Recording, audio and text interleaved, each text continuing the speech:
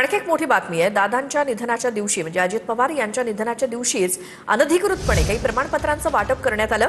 मंत्रालयामध्ये अनधिकृतपणे या प्रमाणपत्रांचं वाटप झाल्याचं प्रदेश युवक काँग्रेसचे सरचिटणीस अक्षय जैन यांनी गंभीर आरोप केलाय। शासकीय दुखवटा असताना सुद्धा 3 दिवस परस्पर प्रमाणपत्र वाटपाचा आरोप जैन यांनी केलाय।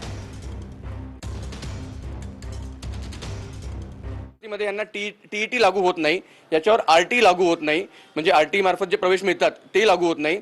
पदोन्नती जी असते त्या प्रक्रियेत सुद्धा यांना ते नियम लागू नाहीयेत आणि काही हॉस्टेल असतात, ग्रांटेड हॉस्टेल असतील, लॅबोरेटरी असतील, शाळा महाविद्यालय जे असतील त्याचं नूतनीकरण असेल किंवा इतर बाकीच्या सुविधा असतील त्यासाठी यांना कोट्यवधींचं अनुदान मिळतं।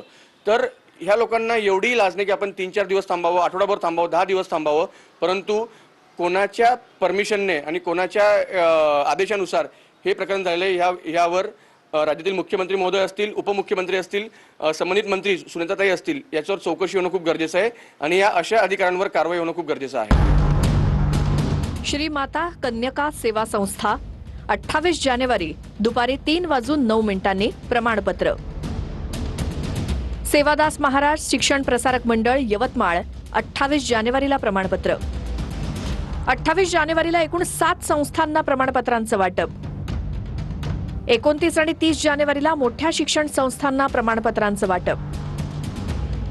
ऑगस्ट पासून एकही प्रमाणपत्र नाही, मात्र 4 दिवसात तब्बल 75 प्रमाणपत्रांचं वाटप।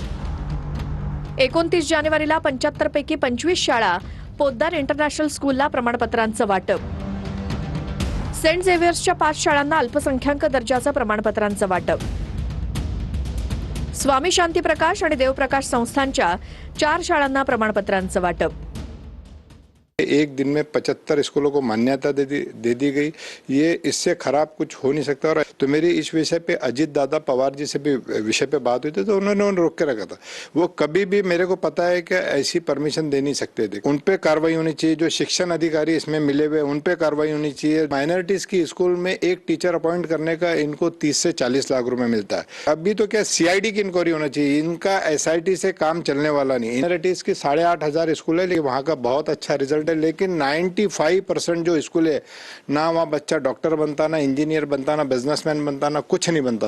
अशा प्रकारची चौकशी आहे। याला तर टाळूवरचं रेताच्या टाळूवरचं लोणी खाणं हा शब्दशः हा प्रकार आहे।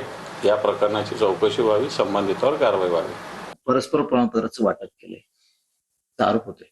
आता या संदर्भामध्ये अजितदादा हे चांगले प्रशासक होते आणि त्यांच्या अपघाताची बातमी आल्यानंतर त्यांच्या पक्षातले आणि त्यांच्या अधीनस्थ असणाऱ्या विभागातले लोक यांनी लूट करण्याची शक्यता नाकारतायत। अजित पवारांचे जे काम करण्याची पद्धत होती ती अतिशय शिस्तबद्ध आणि अतिशय चांगली पद्धत होती, परंतु नाहक बडबड, नाहक बोलणे, आज अजित पवार सारखा माणूस गेले असताना त्या दुःखाच्या वेगात आपण काय बोलावं याचं तारतम्य नसणारी व्यक्ती बोलत असतात।